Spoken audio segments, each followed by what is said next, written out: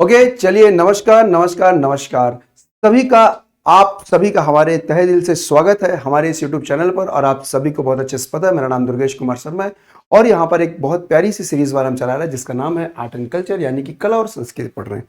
और कला और संस्कृति में हम प्राचीन काल ही पढ़ रहे हैं। प्राचीन काल में हम गुप्त काल की बात कर रहे हैं और गुप्त काल में हमने मंदिर की वास्तुकला को हमने शुरू किया था क्योंकि मंदिर की वास्तुकला में हमने ये हमारी तीसरी क्लास है मंदिर की वास्तुकला। आप देखेंगे यहाँ पे #3 लिखा हुआ है और #3 में हमने नागर शैली पढ़ ली, द्रविड़ शैली पढ़ ली। एक में हमने नागर शैली कंप्लीट की है, एक में हमने द्रविड़ शैली कंप्लीट किया है। और आज हम पढ़ेंगे बेसर शैली और कुछ अन्य शैली जैसे विजयनगर शैली हो गया, है ना, नायक शैली हो गया, होयसाल शैली हो गया, पाल शैली और सैनी शैली। आज की क्लास में हम पूरी तरह इसको कंप्लीट कर ले जाएंगे और सब कुछ पढ़ ले जाएंगे। अच्छा, और अभी स्पेशल ऑफर चलाया जा रहा है। आप नीचे टिकर देख रहे होंगे, टिकर बहुत प्यारा सा टिकर यहाँ पे चल रहा होगा नीचे।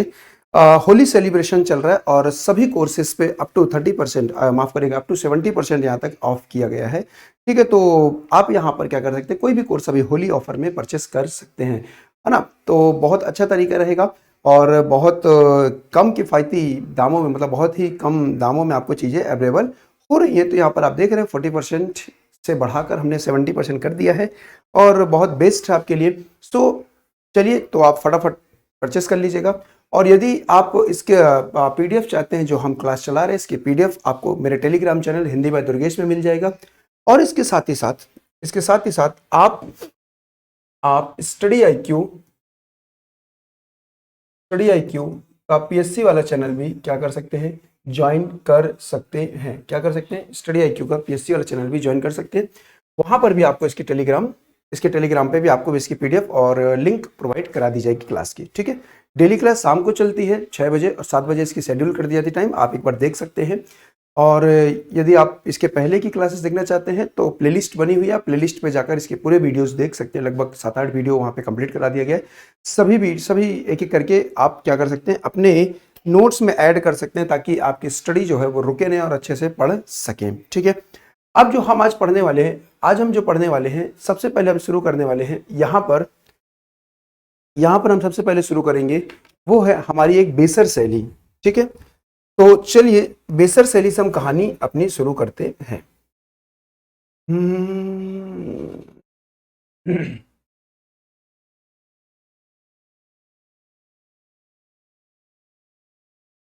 हाँ जी, लिखिएगा।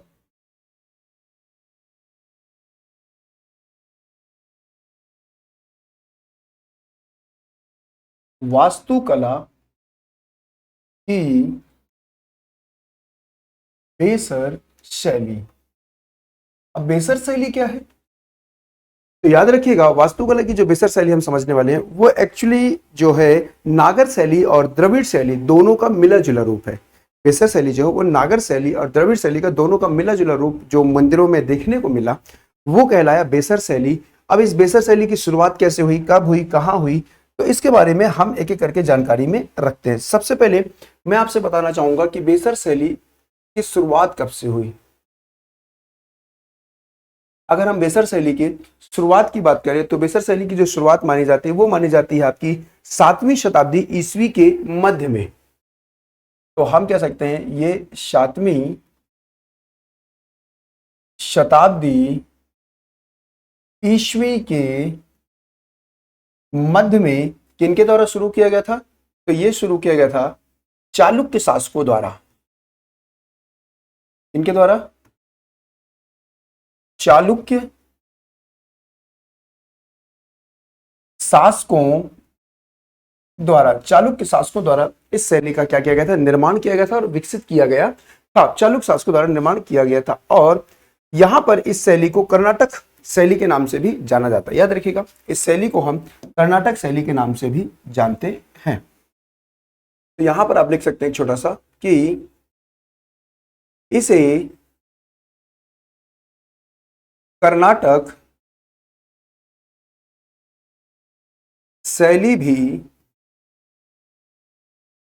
कहा जाता है। इसे हम क्या कह देते हैं, कर्नाटक शैली भी कह देते हैं, क्योंकि कर्नाटक में डेवलप हुई शैली थी इसलिए इसको कर्नाटक शैली के नाम से भी जाना जाता है। अच्छा, जैसे कि मैंने आपसे बताया कि यह जो है नागर और द्रविड़ शैली दोनों का मिश्रित शैली है। तो यह मिश्रित शैली है जिसमें नागर व द्रविड़ शैली दोनों की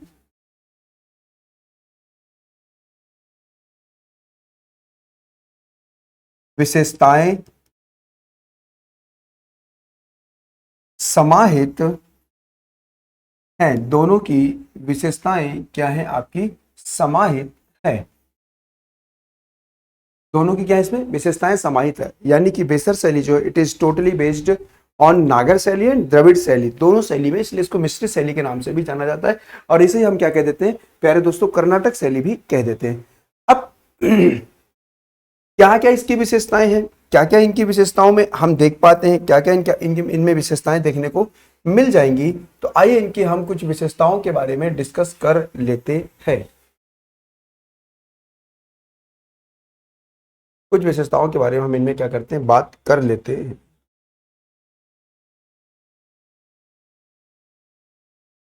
हाँ जी, तो अगर हम देखें तो बेसर शैली में क्या क्या विशेषताएं देखने को मिलेगा, हम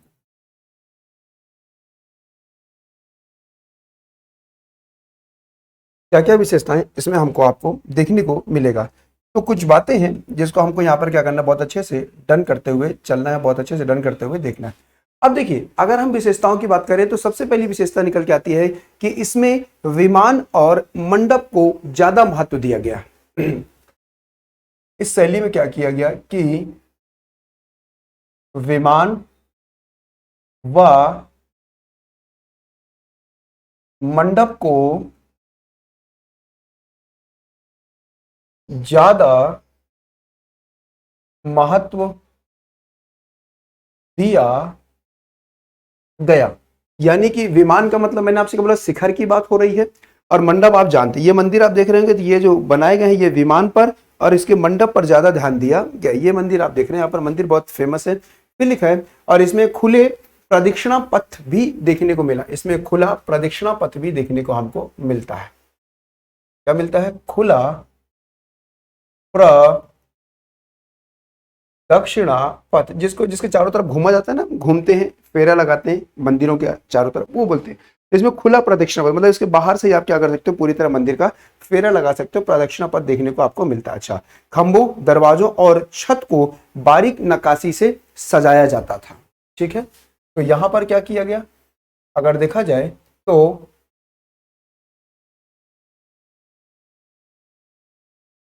खंभों, छतों व दीवारों को बारीक नक्काशी से सजाया जाता था। याद रखिएगा, बारीक नक्काशी से क्या किया जाता था? सजाया जाता था। आप इस मंदिर को भी देख सकते हैं, बहुत बारीक बारीक नक्काशी की गई है, बहुत प्रसिद्ध मंदिर भी है ये। और यहाँ पर क्या किया गया कि जो बेसर शैली में मंदिर बनाने की 3 प्रमुख राजवंश आते हैं, मतलब इस मंदिरों को बनाने के लिए, बेसर शैली की मंदिरों को बनाने के लिए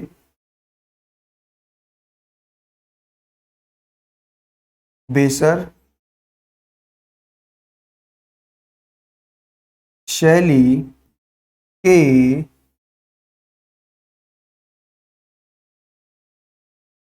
मंदिरों को बनाने के लिए 3 प्रमुख राजवंशों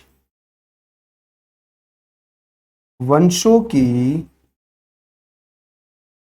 भूमिका, 3 प्रमुख राजवंशों की यहां पर भूमिका देखने को मिलता है। अब वो 3 प्रमुख राजवंश कौन थे जिन्होंने बेसर शैली पे बेसिकली काम किया? एक तो हो गए आपके बादामी और कल्याणी के चालुक्य वंश, एक तो हो गए आपके बादामी व कल्याणी के चालुक्य वंश हो गए, जिन्होंने बेसिकली इसकी शुरुआत ही कराई थी चालुक्य शासकों ने। दूसरा यहां पर आता है राष्ट्रकूट आता है, राष्ट्रकूट वंश भी यहां पर देखने को मिलता है, राष्ट्रकूट वंश देखने को मिलता है। और राष्ट्रकूट वंश के अलावा जिन्होंने बेसर शैली पे काम किया वो थे आपके होयसाल वंश भी आ जाते हैं। कौन आ जाते हैं आपके? होय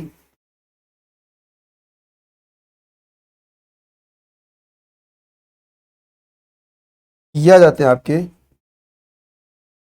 होयसाल वंश भी यहां पर देखने को आपको हमको मिल जाते हैं। तो तीन थे, एक तो चालुक्य वंश थे और एक राष्ट्रकूट वंश थे और एक आपके होयसाल वंश थे। अच्छा, बादामी और कल्याणी जो है, एक बादामी मंदिर भी नाम निकल के आता है, एक बादामी मंदिर भी बहुत फेमस है, वो चालुक्य के द्वारा बनवाया गया। अच्छा, ये जो मंदिर है, इस मंदिर को देखेंगे तो ये है आपका दंबल का डोडू सप मंदिर है। ये जो है आपका, इस मंदिर की अगर बात करेंगे तो ये मंदिर का नाम है दंबल का दो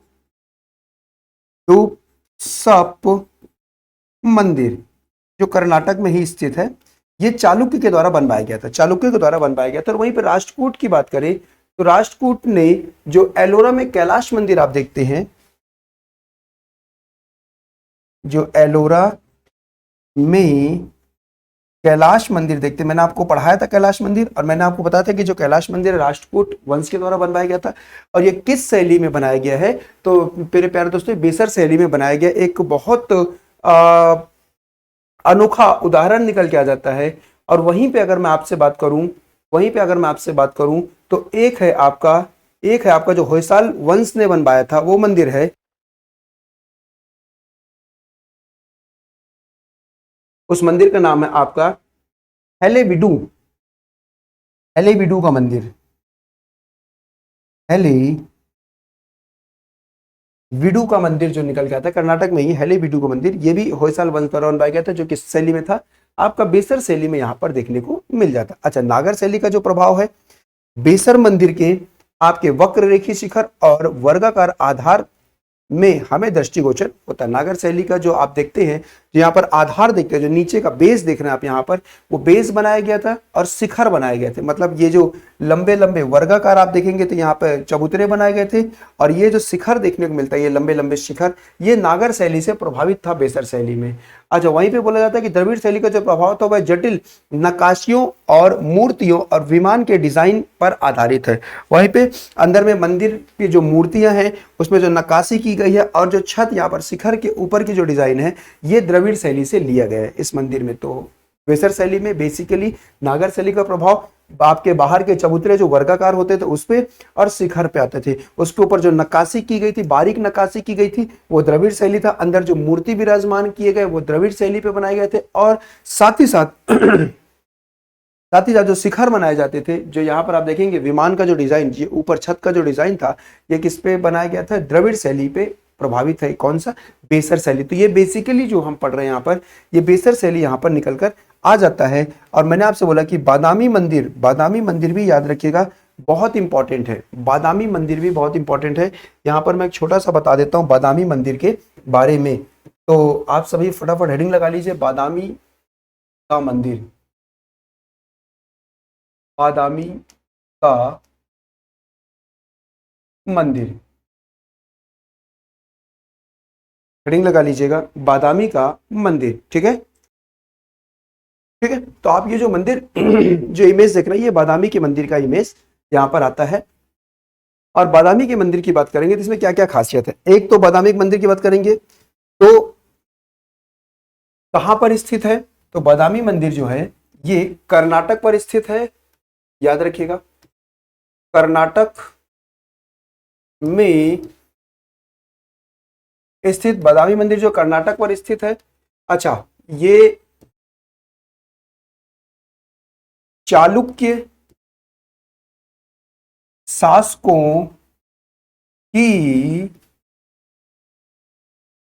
राजधानी थी। बादामी का जो मंदिर आज है, ये कभी पहले चालुक्य शासकों की राजधानी भी हुआ करती थी। अच्छा अगर हम बात करें तो इसमें गुफाएं पाई जाती हैं। इसमें क्या है, इसमें बादामी मंदिर में गुफाएं भी पाई जाती हैं, जिसमें से यह गुफा जो है हिंदू धर्म से संबंधित है। यह जो गुफा है आपका जैन धर्म से संबंधित है। किससे संबंधित है? जैन धर्म से संबंधित है, जिसमें से हिंदू गुफा की जो मंदिरें हैं यहाँ पर 3 है और जैन धर्म की मंदिरें जो हैं वो 1 है। तो टोटल कितनी गुफाएं हैं? 4 गुफाएं यहाँ पर देखने को आपको मिलती हैं। तो बादामी की मंदिर में अगर गुफाओं की बात करें तो 4 गुफाएं, जिसमें से 3 हिंदू धर्म से संबंधित और 1 जैन धर्म से संबंधित मंदिर यहाँ पर निकल कर आ जाता है। और यह चट्टानों को काटकर बनाई गई वास्तुकला है जो 6वीं ईसा शताब्दी में चालुक्य द्वारा विकसित की गई थी। ये याद रखना है, ठीक है। तो ये कब बनाई गई थी? 6वीं शताब्दी में बनाई गई थी। 6वीं शताब्दी के ईस्वी में बनाई गई ये मंदिर थी। चालुक्य शासकों द्वारा इसका विकसित किया गया था। और इसमें याद रखिएगा एक नटराज के रूप में शिव की मूर्ति मिलती है जो गुफा नंबर 1 पर मिलती है। इसमें गुफा नंबर जो फर्स्ट है, गुफा नंबर जो पहली है, ये नटराज की शिव जी की यहाँ पर मूर्ति मिलती है। कहाँ पर? गुफा नंबर 1 पर मिलती है, बादामी मंदिर पर, ठीक है। और साथ ही साथ यहाँ पर, ठीक है, मंदिर के चट्टानों में ही मिलती है। और हरिहर मतलब आधा विष्णु और आधा शिव की भी एक मूर्ति यहाँ पर विराजमान देखने को आपको मिलता है।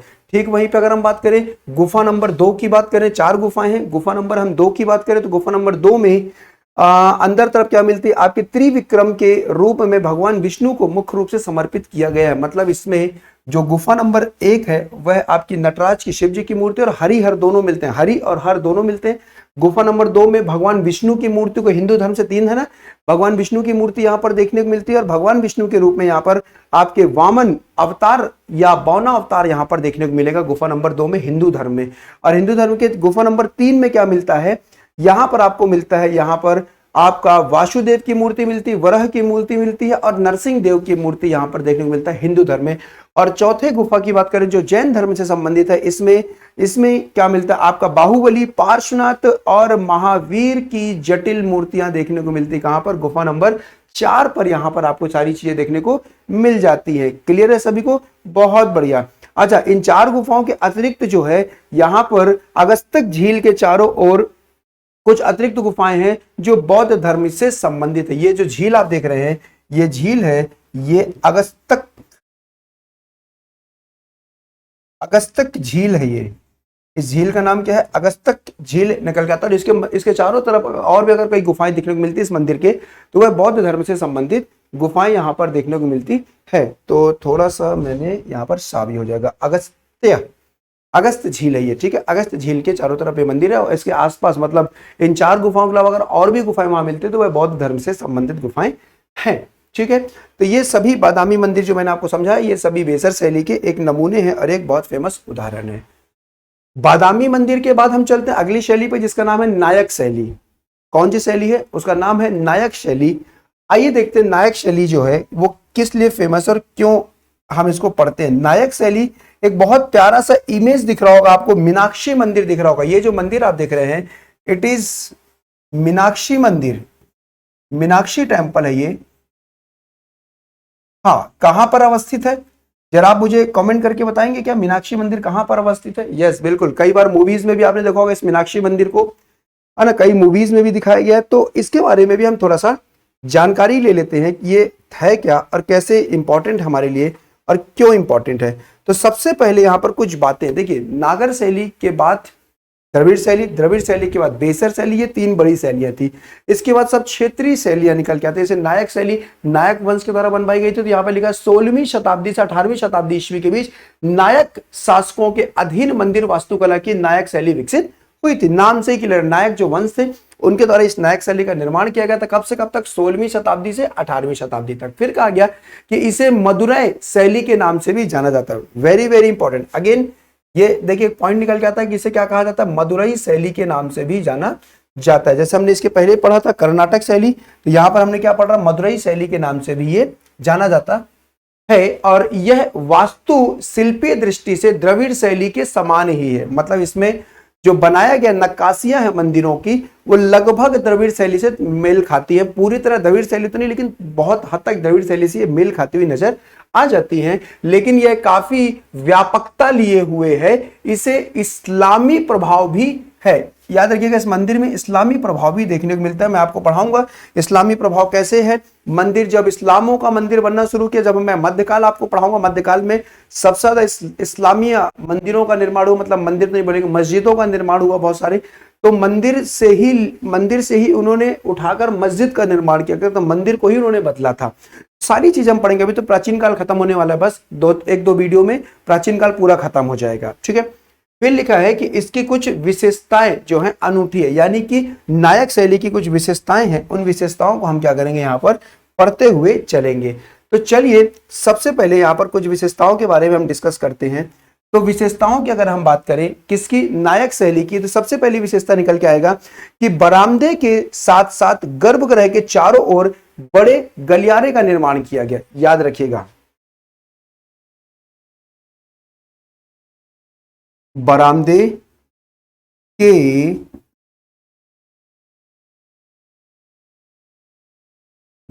के साथ साथ गर्भगृह के चारों ओर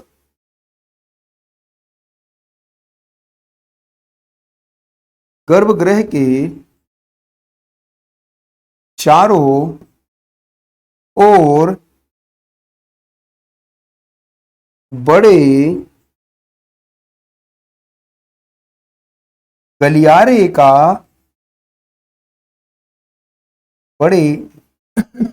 गलियारे का निर्माण देखने को मिलता है। कहने का मतलब यह है कि अगर मीनाक्षी मंदिर को आप ध्यान से देखिएगा, तो जो ये एक सेंटर मंदिर है, ये इस मंदिर के चारों ओर ये मंदिर से घिरा हुआ, मतलब ये देखिए, एक ये भाग, ये है ना, ये सब क्या क्या ऐसे घेरे हुए हैं, ये ऐसे मंदिर घेरा हुआ है, अच्छा यहाँ तक ऐसे मंदिर घेरा हुआ है, ये चारों तरफ से घिरा हुआ मंदिर है, पैक है ये पूरी तरह से मंदिर के चारों तरफ से पैक मंदिर है ये।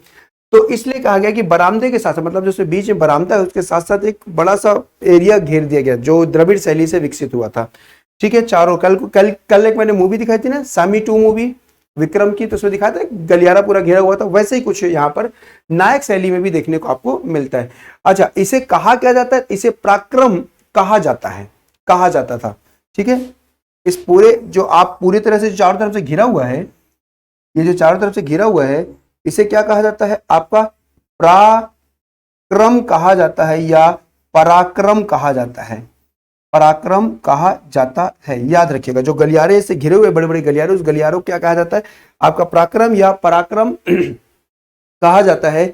और इसके साथ छतदार प्रदक्षिणा पथ का भी निर्माण किया गया, मतलब इधर आप ऊपर इसके क्या कर सकते हैं, पथ पे, मतलब छत बनाया गया, जो बॉर्डर बनाया गया दीवाल के ऊपर आप क्या कर सकते हैं, इसमें चारों तरफ आप फेरा लगा सकते हैं, मंदिर के चारों तरफ ऊपर से बनाया गया, तो ये छत पर बनाया गया है। अच्छा, इसमें दूसरा फायदा क्या निकल के आता है कि नायक शासकों के द्वारा बनाए गए गोपुरम सबसे बड़े गोपुरम में से एक थे। याद रखना, इन शासकों के द्वारा बनाए गए गोपुरम सबसे बड़े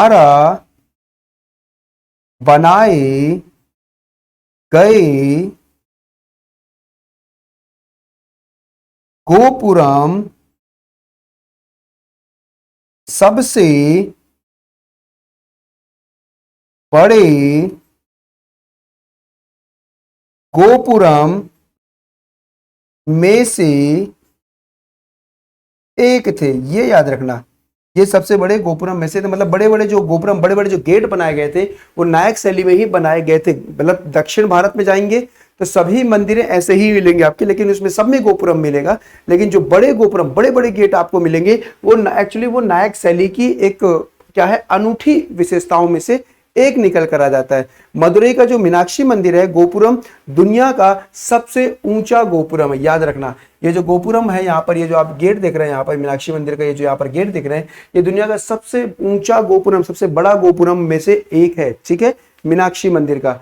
और गोपुरम की जो कला है, नायक शैली ने अपने चरमोत्कर्ष पर थी, यानी कि नायक शैली में सबसे ज्यादा जो ध्यान दिया जाता था वह गोपुरम के निर्माण पर ही दिया जाता था। मंदिरों में जब गोपुरम बनाए जाते थे उस पर सबसे ज्यादा ध्यान दिया जाता था, और मंदिर पर हर जगह बारीक नक्काशी की जाती थी, ये याद रखना है ना।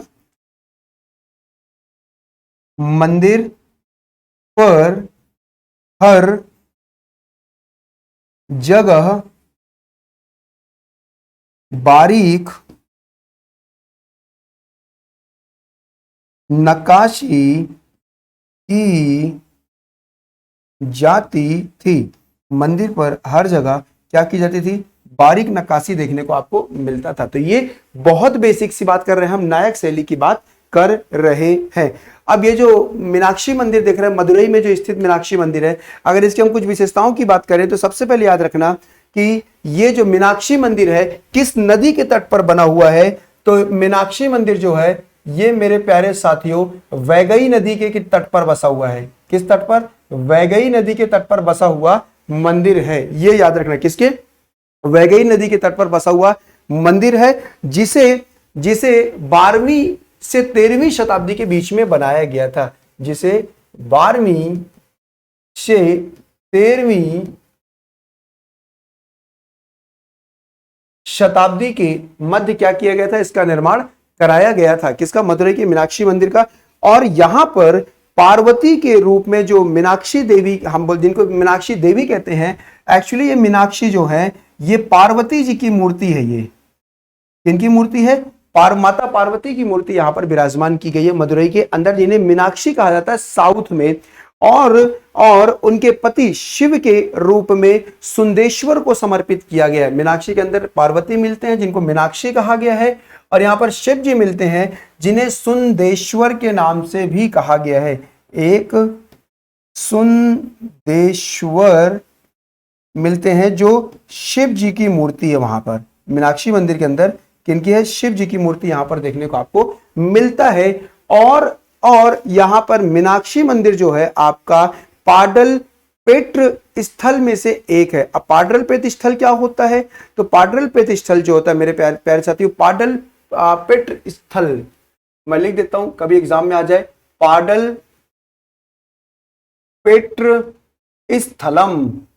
अब इसके बारे में आपको थोड़ा सा बता देता हूं, पाडल पेत्र स्थलम क्या है और ये क्यों इंपॉर्टेंट है। पाडल पेत्र स्थलम की बात करेंगे तो 6वीं से 9वीं शताब्दी ईस्वी के जो पाडल पेत्र स्थलम की बात करें, ये है क्या एक्चुअली, तो ये 6वीं से 9वीं शताब्दी ईस्वी के तमिल शैव नायनारों के छंदों में आदरणीय भगवान शिव के 275 मंदिर हैं। तमिलनाडु राज्य के राजकीय प्रतीक का डिजाइन मीनाक्षी मंदिर के गोपुरम पर आधारित है। तो ये जो पाडल पेत्र स्थलम है ये शिव जी के 275 मंदिरों को मिलाकर बनाया गया है।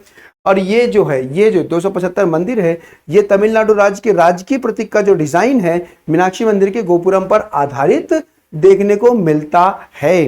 क्लियर है, बढ़िया। तो ये जो आपने यहां पर देखा बहुत अच्छे तरीके से समझा, मीनाक्षी मंदिर ये किस पर है, आपके नायक शैली पर बनाया गया मंदिर देखने को आपको मिल जाता है। तो नायक शैली कंप्लीट हो गया, बेसर शैली हमने कंप्लीट कर लिया। चलिए अगले मंदिर की तरफ चलते हैं। अगला जो है, अगली शैली है विजयनगर शैली। क्या नाम है, विजयनगर शैली। अब विजयनगर शैली की भी बात कर लेते हैं, कुछ अच्छी बातें यहां पर विजयनगर शैली में भी हमको देखने को मिल जाएगा।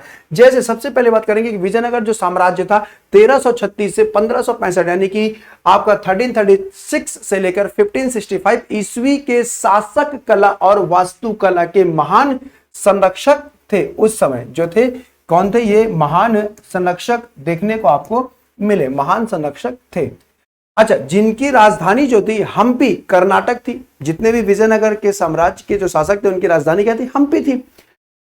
हम्पी थी, कर्नाटक थी। उन्होंने चोल, होयसाल, पांड्य, चालुक्य स्थापत्य शैली की विशेषताओं का संयोजन किया, मतलब इनको और मिला जुला रूप बनाया, है ना। चोल कला को, होयसाल कला को, पांड्य कला को, चालुक्य स्थापत्य शैली के विशेषताओं क्या किया, संयोजन कर दिया। और इनके अधीन स्थापत्य शैली जो है बीजापुर के हिंदू इस्लामी शैली से प्रभावित होने लगी। जो इनकी शैली थी, किनकी, विजयनगर शैली थी, जो बेसिकली किनसे प्रभावित होने लगी, आपकी बीजापुर की हिंदू इस्लामी शैली से प्रभावित होने लगी। मतलब हिंदुओं और इस्लाम की जो शैली थी दोनों को मिला जुला वहां पर रूप देखने को मिला।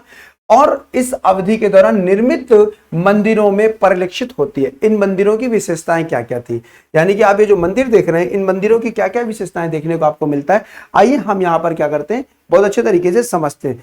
चलिए तो विजयनगर की बात करते हैं। तो विशेषताओं की बात करेंगे तो सबसे पहले निकल के आता है कि मंदिरों की जो दीवारें थी नक्काशियों और आपका ज्यामिति पैटर्न पर आधारित थी। देखो ज्यामिति दिख रहा है आपको, बहुत अच्छे से डिजाइन किया गया ज्यामिति पैटर्न पर। तो याद रखना ज्यामिति पैटर्न पर आधारित मंदिर थी ये, ज्यामितीय पैटर्न पर आधारित मंदिर थे, ज्यामिति पैटर्न पर आधारित मंदिर थे। वाह, नक्काशी भी देखने को मिलता है, वाह, नक्काशी भी हमें यहां पर मंदिरों में देखने को मिल जाते हैं। साथ ही साथ गोपुरम जो पहले अग्रभाग पर होते थे अब सभी दिशाओं में बनाए जाने लगे। याद रखिएगा गोपुरम जो थे, गोपुरम सभी दिशाओं में बनाए जाने लगे। जो बड़े बड़े गेट हुआ करते थे तो वो अब सभी जगह मतलब चारों दिशाओं में बनाने लगे लेते, तो वही लिखा सभी दिशाओं में गेट बनते थे। जब चारों दिशाओं कह लो, आठों दिशाओं कह लो, सभी दिशाओं में क्या होते थे ये मंदिर मतलब गोपुरम बनने लगे थे जो पहले अग्रभाग में होते थे। फिर क्या है यहां पर यहां पर क्या होता था कि एकाश्म पाषाण स्तंभ था, मतलब एक पत्थर को काटकर बनाया जाता था। ये याद रखना, ये सबसे इंपॉर्टेंट बात था कि ये एकाश्म पाषाण स्तंभ हुआ करता था। एकाश्म पाषाण स्तंभ हुआ करता था, एकाश्म पाषाण स्तंभ हुआ करता था। और साथ ही साथ यहां पर जो सामान्यतः मंदिरों के स्तंभ पर पौराणिक प्राणी उत्कीर्ण होते थे, जो पुराने जानवर हुआ करते थे उनको उत्कीर्ण किया जाता था इनके कहां पर, स्तंभों पर। और साथ ही साथ यहां पर क्या मिलता है, संलग्न दीवारें बड़ी थी, जो उनसे जुड़ी दीवारें थी वो क्या थी, बड़ी बड़ी थी। याद रखना कि आपकी संलग्न दीवारें बड़ी थी, जो संलग्न दीवारें थी वो क्या थी मेरे प्यारे साथियों, बड़ी हुआ करती थी। अच्छा, फिर प्रत्येक मंदिर में एक से अधिक मंडप बनाए जाते थे, बनाए गए थे, ठीक है, एक से अधिक मंडप थे। ये मंडप देख रहे हैं 1 2 3 4 बड़े अलग अलग मंडप, मतलब सभी जगह पर क्या होते थे मंडप एक से अधिक बनाए जाते थे। मंदिरों में सामान्यतः कितने मंडप मिलते थे, एक ही मंडप मिलते थे, नागर शैली में, द्रविड़ शैली में, बेसर शैली में, नायक शैली में, है ना। लेकिन जब विजयनगर शैली पहुंचते तो यहाँ पर क्या होते हैं, मंडप जो थे एक से अधिक यहाँ पर आपको हमको देखने को मिलते हैं, ठीक है, एक से अधिक यहाँ पर मंडप हुआ करते थे। और सेंटर जो एक बीच का मंडप, जैसे बहुत सारे मंडप हुआ करते थे, बीच के मंडप को, जो बीच में बड़ा सा मंडप हुआ करता था, इस बीच के मंडप को कल्याण मंडप कहा जाता था। क्या कहा जाता था, कल्याण मंडप के नाम से जाना जाता था। बीच के मंडप को हम क्या कहते थे, कल्याण मंडप कहते थे। अच्छा, दूसरा यहाँ पर है कि मंदिर का जो परिसर था, मंदिर का जो परिसर था चार दीवारियों से घिरा होता था, मतलब मंदिर का जो परिसर था चारों तरफ से दीवारों से घिरा हुआ करता था। तो यहां पर एक दूसरा पॉइंट आता है कि मंदिर का परिसर चार दीवारी से घिरा होता था। चार दीवारी मतलब चारों तरफ दीवार से क्या हुआ करता था, घिरा होता था। अगर मैं इस मंदिर की बात करूं जिसकी आप इमेज देख रहे हैं, इस मंदिर का नाम है विट्ठल स्वामी मंदिर। इस मंदिर का नाम है विट्ठल स्वामी मंदिर, नाम है विट्ठल स्वामी मंदिर है। ये जो है ये विट्ठल स्वामी मंदिर यहां पर आपको देखने को मिल जाता है। विट्ठल स्वामी मंदिर यहां पर आपको देखने को मिल जाता है, ठीक है। और भी यहां पर मंदिर देख लीजिए, विट्ठल स्वामी मंदिर के अलावा यहां पर और भी मंदिर है। जैसे यहां पर देखिएगा तो लक्ष्मी नरसिंह मूर्ति भी है। ये जो है ये इस मूर्ति का नाम है आपका लक्ष्मी नरसिंह मूर्ति है, जो कहां पर है, हम्पी में है। सारी मंदिर आपको हम्पी में मिलेंगे, क्योंकि विजयनगर शैली की हम बात करें, विजयनगर शैली के अंदर जो हम्पी है उसकी बात होती है। ये जो आप प्यारी सी मूर्ति देख रहे हैं, ये नरसिंह देव की मूर्ति है, लक्ष्मी नरसिंह देव की मूर्ति यहां पर देखने को मिल जाता है। ठीक है, जो किनको काटकर बनाया गया है, तो हम्पी के निकट चट्टान काटकर बनाई गई, ये जो चट्टानों को काटकर बनाई गई है ना, चट्टान को काटकर बनाई गई है। और शेष नाग पर, ये ऊपर आप मूर्ति देखेंगे, ये शेष नाग बने हुए हैं, ये ऊपर इनके ऊपर शेष नाग बना हुआ है, ध्यान से देखिएगा कभी इंटरनेट पे, तो शेष नाग इनके ऊपर बना हुआ है। तो यही लिखा हुआ है कि बनाई गई शेष मतलब नाग पर नरसिंह की मूर्ति अपने में ही एक क्या है, चमत्कार है। ये बहुत फेमस है, जो विजयनगर शैली का एक बहुत अनूठा उदाहरण देखने को मिलता है। और वो मूर्ति जो है, वो आप जो देख रहे हैं, वो है विठलनाथ मंदिर परिसर के अंदर एक पत्थर का रथ बनाया गया। ये जो विठलनाथ मंदिर हमने यहाँ पर पढ़ा, ये विठलनाथ मंदिर है, इसके अंदर ये जो है, ये एक रथ है, ये पत्थर का बनाया हुआ एक रथ बनाया गया है, जो विठलनाथ मंदिर के अंदर का एक अनूठा उदाहरण ये भी देखने को मिल जाता है। तो विठलनाथ स्वामी मंदिर परिसर के अंदर पत्थर का जो रथ यहाँ पर देखने को मिलता है, ये भी एक विजयनगर शैली का अनूठा उदाहरण में से एक निकलकर आ जाता है। क्लियर है सभी को? बहुत बढ़िया। चलिए अब हम चलते हैं अगली शैली की तरफ, जिस शैली का नाम है मेरे प्यारे दोस्तों, उस शैली का नाम है होयसाल कला।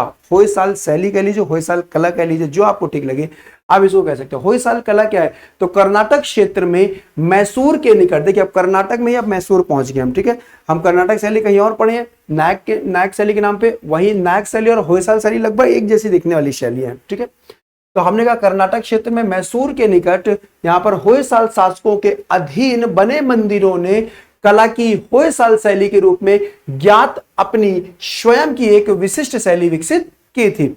अच्छा, यहां पर जैसे वेल्लूर हो गया, आपका हेलेविडू हो गया और श्रृंगेरी जैसे प्रमुख स्थलों में इसका विकास 1050 से 1300 ईस्वी की अवधि के दौरान हुआ था। अब इसमें क्या क्या विशेषताएं थी होयसाल कला के अंदर? ये आपका हेलेविडू मंदिर आपको मैंने बताया भी था, बेल्लूर में स्थित मंदिर। तो इसमें क्या क्या विशेषताएं हैं, तो सबसे पहले समझिएगा कि स्तंभों वाले केंद्रीय हॉल के चारों ओर अनेक मंदिर बनाए गए थे। जो स्तंभ थे, ये जो आप स्तंभ देख रहे हैं, स्तंभ के आसपास बहुत सारे मंदिरों का निर्माण कर दिया गया, मतलब स्तंभ के पास ही घेर कर मंदिर बना दिए गए। तो यहां पर सबसे पहले क्या निकल के आ गया, तो सबसे पहला पॉइंट यहां पे निकल के आ जाएगा कि स्तंभों वाले केंद्रीय हॉल के चारों ओर अनेक मंदिर बनाए गए। केंद्रीय हॉल के चारों तरफ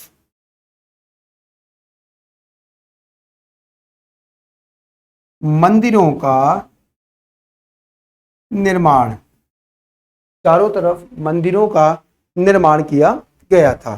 ठीक है, चारों तरफ क्या किया गया था, मंदिरों का निर्माण किया गया था,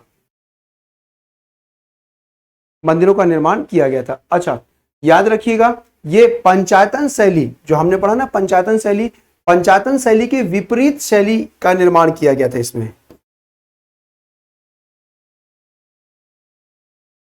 पंचायतन शैली के विपरीत, तो हमने कहा पंचायतन शैली के विपरीत आपका क्रूसीफाइड भूमि योजना, क्रूसीफाइड भूमि योजना मतलब यहां पर कहें पंचायतन शैली के विपरीत बोलेंगे, पंचायतन शैली के आपके क्रूसीफाइड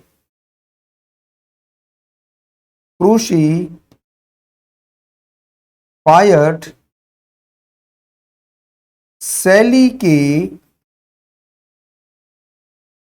विपरीत, क्रूसीफाइड शैली या भूमि योजना के विपरीत ये मंदिर जटिल डिजाइन वाले तारे के आकार में बनाए जाते थे। इसे ताराकार योजना के रूप में जाना जाता था। मतलब जो पंचायतन शैली है उसकी जगह पर इन्होंने क्या किया, तारों का यूज किया। मतलब ऐसा लगता था कि मंदिर में तारे लगे हुए हैं बहुत सारे, ऐसे अंदर बाहर जैसे लगते तारे लगे हुए हैं, तो इसीलिए इसको क्या कहा गया, इस प्रकार के ताराकार योजना कहा गया। विपरीत विपरीत इन मंदिरों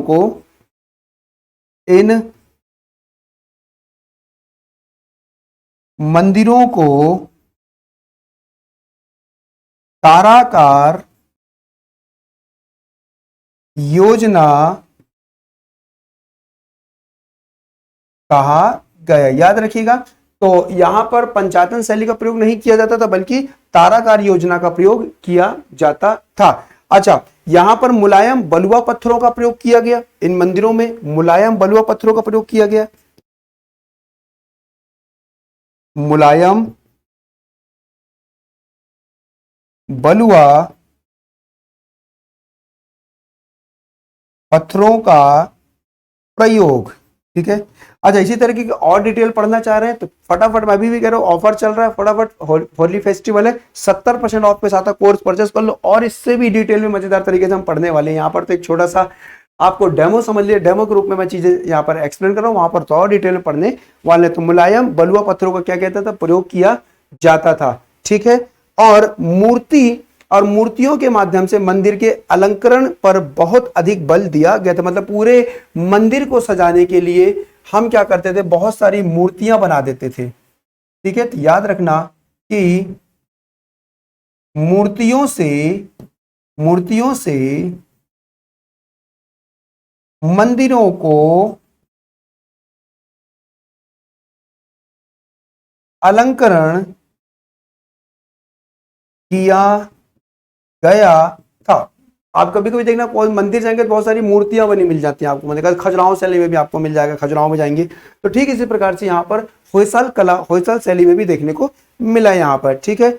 और ये चीज जो था आंतरिक और बाहरी दोनों दीवारों पर नक्काशी की गई थी। जो मूर्तियां हैं आंतरिक दीवारों पर और बाहरी दोनों दीवारों पर यहाँ पर कलाकृति देखने को मिल जाता है, किसमें, होयसाल कला में। और साथ ही साथ नक्काशीदार यहाँ पर बहुत सारी चीज आभूषण देखने को मिलते हैं। और सभी कक्षों पर शिखर होते थे।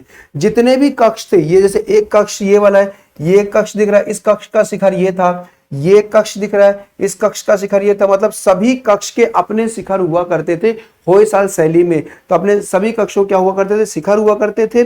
और मंदिरों को ऊंचे मंच पर बनाया जाता था और इनकी ऊंचाई लगभग 1 मीटर होती थी। मंदिरों को ये ऊंचे पर बनाया जाता था, चबूतरा लगभग 1-1 मीटर का हुआ करता था यहाँ पर। और साथ ही साथ मंदिरों की दीवारें और सीढ़ियां जो थी जिगजैग पैटर्न पर थी। मंदिरों की जो दीवारें और सीढ़ियां थी वो कैसी थी, जिगजैग पैटर्न पर थी, मतलब टेढ़ी मेढ़ी पैटर्न पर यहाँ पर मंदिर बनाए जाते थे।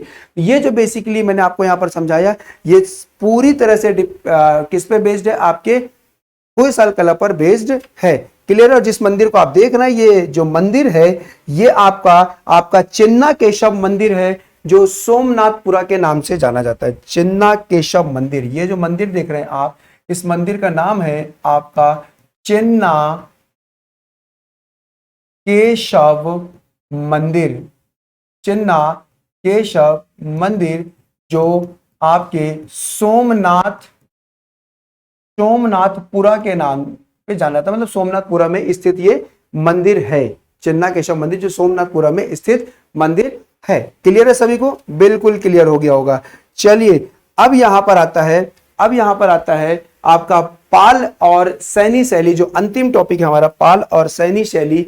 ये चीज पाल और सैनी शैली की बात करेंगे तो यहाँ पर आप मंदिर देख रहे हैं, इन मंदिरों का जो विकास हुआ था, इसमें ज्यादा डीप में नहीं आता क्वेश्चन, तो मैं थोड़ा सा इसके बारे में बता देता हूँ कि ये जो पाल और सैनी शैली जो है ये कहाँ पर विकसित हुआ था। तो बस इतना जान लीजिए कि ये जो शैली है ये बंगाल क्षेत्र में डेवलप हुआ था। कहाँ पर, बंगाल क्षेत्र में डेवलप हुआ था। और कब डेवलप हुआ था, तो ये डेवलप हुआ था 8वीं से 12वीं शताब्दी ईस्वी में हुआ था। 8वीं से 12वीं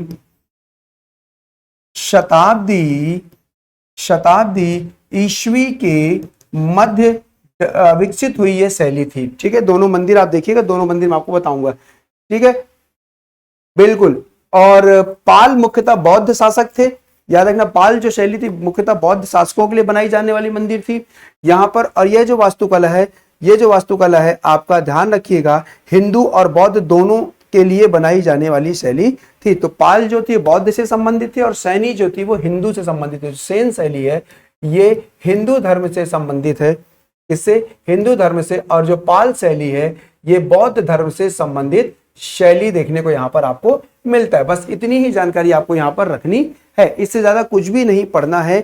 बाकी चीजें आप इसके और भी बेसिकली यहां पर देख लीजिएगा तो आपको और अच्छे से क्लियर हो जाएगा। दो मंदिर आपको दिख रहे हैं, दोनों मंदिरों को ध्यान से देखिएगा, ठीक है। दोनों मंदिर आपको यहां पर बहुत अच्छे समझ आएगा। तो एक ये जो आप देख रहे हैं ये पाल का नमूना है, पाल शैली का, पाल शैली का नमूना। ये जो मंदिर आप देख रहे हैं ये पाल शैली में बनी मंदिर है, और वो जो देख रहे हैं वो सेन शैली में बनाई गई मंदिर निकल कर आ जाता है। जहां पर ये जो आप देख रहे हैं बांस की बनाई, ये ऐसा नहीं कि गरीबों वाला है, ये उसकी शैली की विशेषता है। जो छत हुआ करते थे वो बांस के बनाए जाते थे। याद रखना, पाल शैली जो सेन शैली के जो मंदिर हुआ करते थे, जो छत हुआ करते थे, तो किसके बनाए जाते थे? आपके बांस के बनाए जाते थे, ठीक है, ये याद रखिएगा आपको। और वक्राकार ढलुआ छत से बनाए जाते थे, और बाद में मुगल वास्तुकला द्वारा इसे अपनाया गया था। याद रखिएगा, ये जो आपका बंगला छत है, जिस छत को आप देख रहे हैं, इस बंगला छत को बाद में चलकर मुगलों द्वारा अपनाया गया था, ठीक है। तो ये जो बातें हमने यहाँ पर एक्सप्लेन किया, जो बातें मैंने आपके साथ यहाँ पर शेयर किया, ये सभी की सभी बातें आई होप आपने बहुत अच्छे से एंजॉय किया होगा। और यहां से पूरी शैली कंप्लीट होती है, यानी कि प्राचीन काल जो आपका आर्ट एंड कल्चर का प्राचीन काल लगभग खत्म हो जाता है। इसमें 2-3 बातें हैं, जैसे मैं आपको बताऊंगा कि एक 12 ज्योतिर्लिंग की डिटेल में आपको पढ़ाऊंगा, एक मैं आपको पढ़ाऊंगा कि नदी के तट पर और पहाड़ों में कौन कौन से मंदिर बने हुए हैं। 2 लेक्चर इसके रहेंगे, और एक लेक्चर में आपको लूंगा कि भारत से बाहर कौन कौन से मंदिर, उनका नाम क्या, उनकी डिटेल क्या है, वो सारी चीजें हम पढ़ेंगे। 3 लेक्चर हमारा ये रहेगा, और फिर हम मध्यकाल की तरफ रुख अपना मोड़ देंगे। आई होप आपने चीजों को बहुत अच्छे से एक्सप्लेन किया होगा मैंने, और आपने एंजॉय भी किया होगा। तो आज का सेशन हम यहीं पे समाप्त करते हैं। आज के लिए इतना ही। चलिए, जाने से पहले एक बार सेशन को लाइक करके जाइएगा, वीडियो बहुत अच्छी लगे तो इसे शेयर कर दीजिएगा, और यदि आप चैनल पर पहली बार आए थे तो सब्सक्राइब करना मत भूलिएगा, और बेल आइकन के बटन को प्रेस करना मत भूलिएगा। मिलते हैं अगले वीडियो में, तब तक के लिए थैंक यू सो मच। जय हिंद, भारत माता की जय, have a good day, bye bye, take care. और लास्ट जाने से पहले अभी होली ऑफर चल रहा है, और कोर्स में 70% ऑफ दिया जा रहा है, तो आप फटाफट जाके वेबसाइट से या हमारे एप्लीकेशन से स्टडी IQ के PSC वाले चैनल पर जाकर आप इस कोर्स को, कोई भी कोर्स, किसी भी स्टेट से आप बिलोंग कर रहे हो, कोई भी कोर्स आप परचेस कर सकते हैं। सभी कोर्स पर 70% ऑफ दिया जा रहा है। चलिए, thank you so much, bye bye, take care.